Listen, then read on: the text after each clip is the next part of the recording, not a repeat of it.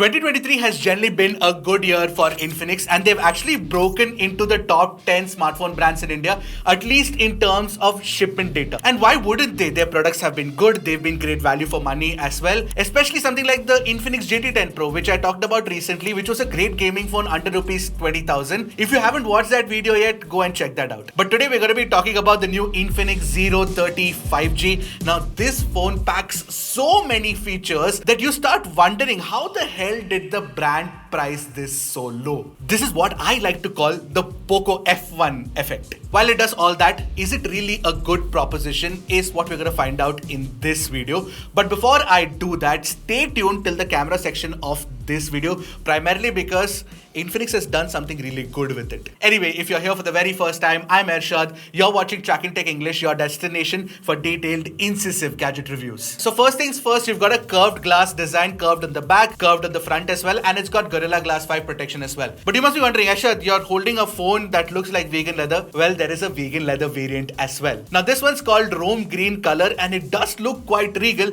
so that Rome in the naming convention seems legit. Also, I say it looks regal primarily because the accent color is a light golden color with this camera module and the plastic frame as well. Now since it's a vegan leather back, it's very nice and comfortable to hold and use in the hand. It's got a very good in-hand feel. You don't even need to use a case with it. But you know what? The design language itself is slightly incoherent if you ask me, primarily because this camera module is a little too out there and a little too weirdly constructed. You've got this massive rectangular camera bump, but you've got this exposed screw-like design at the four corners, which looks kinda odd. And apart from that, there is a different shade of line running from the third camera to the flash as well.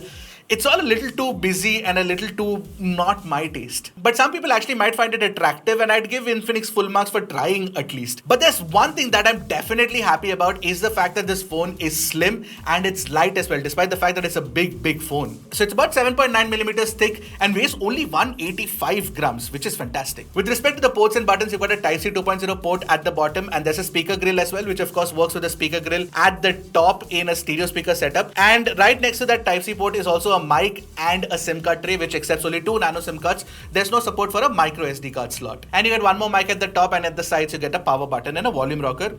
It's very good to use. Also, this phone comes with IP53 rating, making it dust resistant and splash resistant as well. Overall, it's a polarizing design. Some people might like it, some people might not. Which camp are you on? Do you like it or not? Let me know in the comments below. But more importantly, almost all of the functional elements are present except for that 3.5mm missing 3.5mm jack and SD card slot. But otherwise, I like the design. Now, what I like even more is the display. It's a 6.78 inch massive curved panel, and it's an AMOLED panel for sure, and it's got a peak brightness of 950 nits, but I'm saving the best for last.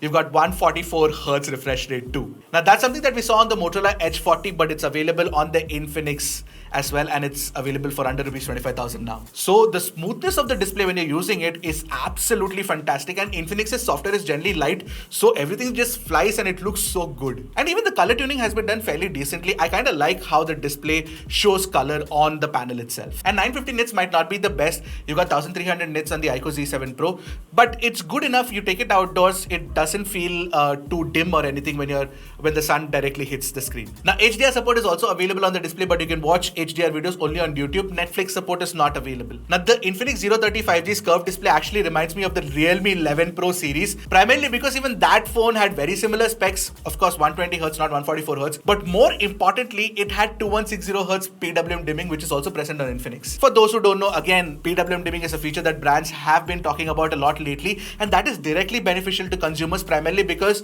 if you're somebody who is sensitive to flicker on display in low light situations, then that doesn't happen if you have good PWM dimming. Now since this is an AMOLED panel, you also get an in-display fingerprint scanner. It's really fast to unlock, absolutely no complaints whatsoever over there. And with respect to the touch response, the haptic feedback is average in terms of tuning. It's slightly rattly, it could have been slightly tighter, but we'll take it. Now closing out the multimedia experience is the stereo speaker setup. You've got a proper stereo speaker setup with DTS audio support as well. So it does sound really loud, and what I like particularly with the tuning is the fact that you've got the left-right channel balance going very well. So it's not like one channel is overpowering the other. But one thing I noticed with the speaker performance is that when you're actually listening to music at supremely high volumes, it kind of rattles the body slightly. Now take a listen to the speaker performance right next to the iQOO Z7 Pro, which has a mono speaker. You just will realize that this is so much better.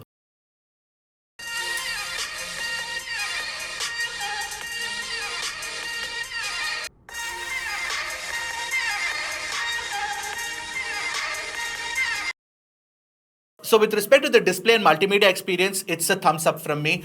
I like it. Now moving on, internally you get a MediaTek Dimensity 8020 chip. Now this is the same system on chip that was present inside the Motorola Edge 40 as well, and it's a rebranded version of the Dimensity 1100 which launched last year. Anyway, this is a powerful enough system on chip for a phone that costs only this much. You get an Antutu score in version 10 of over 7.2 lakhs, which is very good. But we ran the CPU throttle test, our regular test, 40 threads for 30 minutes, and we got a CPU stability of only 60%. So Infinix does throttle the performance, and the phone does get hot when you're playing. Actually, it gets warmer than most other phones in its price category. So that could be because it's a very slim phone. So I hope that Infinix can fix these problems with the future update. That's the only concern I have with the performance. But otherwise, it's a very capable processor for sure. Now, if you're somebody who likes playing Call of Duty like I do, then you get very high graphics at max frame rate. So 60 FPS is possible. And in BGMI also you get smooth extreme, so 60 FPS is possible. But low ultra should have been possible in Call of Duty. 90 FPS gameplay should have been possible. That's not the case with the Infinix 035G. Now, so overall, if you look at it, it's good. It's good performance for sure. But I wouldn't say it's best in class. I think the iQOO Z7 Pro with the 7200 does a better job. Oh, by the way, if you're wondering, there are two variants of this phone, 8 128GB and 12 256GB. Infinix also offers virtual RAM if you care for it. Honestly, virtual RAM is not something that's useful in everyday life, or it's not at least tangible either for us to actually measure in terms of performance. One area where I'd say Infinix has done a good job is in its networking capabilities. The 05G actually supports Wi-Fi 6, Bluetooth 5.2, and more importantly, you've got NFC support as well. But most importantly, you've got support for 14 5G bands too. So yeah, I mean, you've got everything covered on this phone with respect to networking capabilities. And if you're wondering if the phone can make calls and record calls, well, you don't have Google Dialer, and you can actually record calls with the Infinix Dialer, and it doesn't even alert the person on the other side. Now, with respect to the battery, you've got a 5000 mAh battery inside, and it supports 68 watt fast charging as well, which means that topping up the phone should take about 35 minutes. Now, if you want longer battery life, Infinix has a special power marathon mode, which further enhances the battery performance of the phone, and the battery life of the phone is pretty good too. Now, software is one of the reasons why a lot of folks I know do not generally like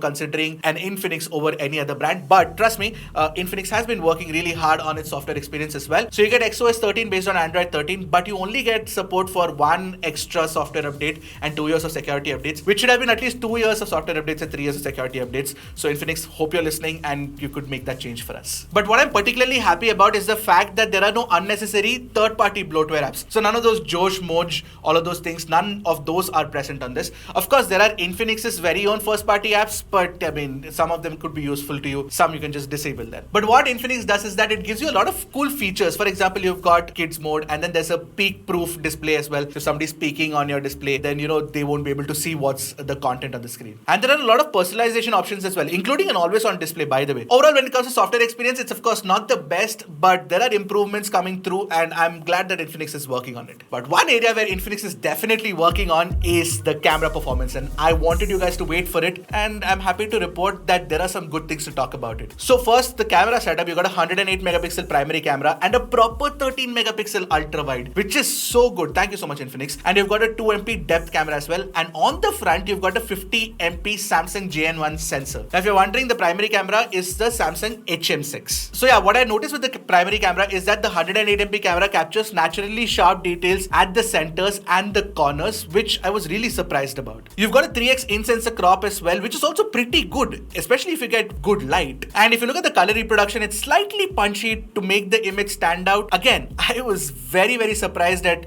how Infinix was tuning this. Now, while shooting high dynamic range scenes with this phone, I noticed one thing is that it takes the AI, which is overpowering the entire camera experience. It sort of takes a bit to figure out that this is an HDR scene, so you have to wait for it to actually show HDR on the phone itself. And then when it does shoot the image, it does a very good job of controlling the highlights. I would have preferred a little more details in the shadows, but I'll still work with this. This is really good HDR performance coming from Infinix. Even pictures of friends and family have a lot of details, and the skin tones, while not absolutely perfect, are pretty close to natural. And when you're shooting against the light in HDR, Infinix does a good job of not underexposing the face and controlling the highlights on the rear very well. You can actually see the sky, and I'm really happy with this output. And you know what? Portrait edge cutouts are pretty good too. The depth mapping feels a little unnatural, but still, I can work with this portrait image, and it kind of looks good too. I would upload this to social media. But where Infinix starts losing its mojo is in low light performance. And Infinix could have worked slightly harder on it. And the low light shots lack detail, it doesn't expose the scene right, and more importantly, almost every single dark portions of the image, the shadows are entirely dark. Moving on, the ultra wide angle camera does capture detailed images. Even the HDR ultra wide angle shots that I took, they look good, and the HDR performance is good too. But the colors are slightly muted, and therefore you do not have the color sense consistency with the primary camera, and the low light ultra wide angle camera is not as great as expected. So what I want Infinix to do is tweak a little bit with the low light performance of the ultra wide and the primary, and of course improve the color sense consistency in a future update. Hopefully they can do that. Now selfies are good with decent amount of details and pleasing skin tones as well, and most importantly the HDR and portrait performance is particularly good. Again, just like the primary and the ultra wide, the low light performance again is not the best. Now one thing where the 035G stands out is that you can shoot 4K 60 FPS video using the primary camera and the front camera as well, basically the selfie camera as well. The ultra wide angle camera shoots at 4K 30 FPS too. Now 4K 60 FPS when you're recording, actually 4K video recording on the primary camera can happen without stabilization only. You do not get EIS, which is a bit of a letdown, but when you switch on ultra stable mode, then you get EIS with 1080p 30 FPS resolution. So primary camera video captures good details and colors, but the HDR could have been slightly better. However, the audio quality is absolutely fantastic. It took me completely by surprise. Shooting a 4K 60 FPS video on the Infinix 035G.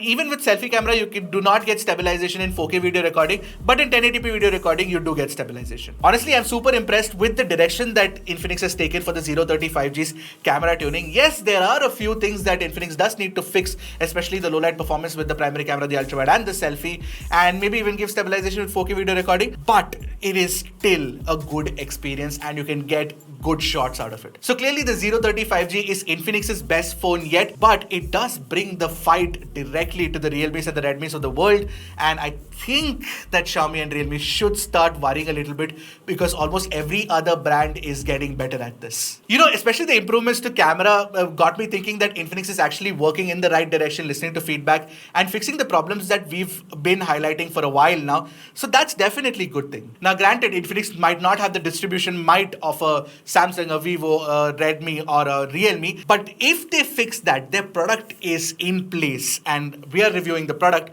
and for me the 035G is something that I could recommend to a lot of folks. So what do you guys think of this phone? Do you like it? Do you not like it? Let me know in the comment section below. And more importantly, do you want any comparisons against other phones? I think the Edge 40 would be a good comparison, and maybe even something like the iQOO Z7 Pro. Let me know in the comments below and I'll try to do it for you. So I'll see you guys in the next one. Until then, keep tracking and stay safe.